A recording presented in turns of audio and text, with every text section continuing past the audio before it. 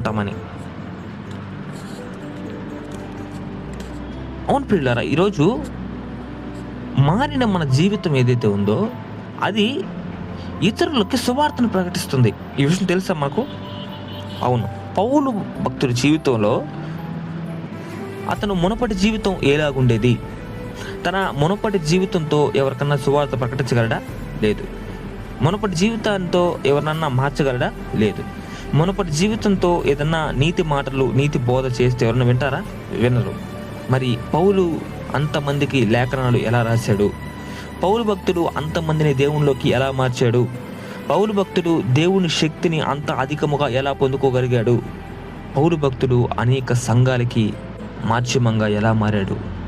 దేవుని వెలుగు పౌలులో ప్రకాశింపనీయకుండా ఏది ఆపలేకపోయింది? దేవుని శక్తి పౌలు ప్రబలకుండా ఏది ఆపలేకపోయింది? దేవుని కృప పౌల్లో కనబడనీయకుండా ఏది ఆపలేకపోయింది? ఎందుకు? పౌలు దేవుని క్రియలకు అడ్డుపడలేదు. దేవుని పోలిన జీవితానికి పౌలు అడ్డుపడలేదు. తన పాత జీవితం, తన మునపటి జీవితం దేవుని పోలిన జీవితానికి అడ్డుపడలేదు.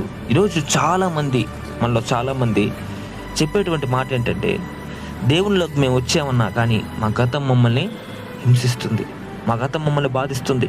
బయటికి పోయి సువార్తను ప్రకటిద్దామని వెళ్ళిన ప్రతిసారి కూడా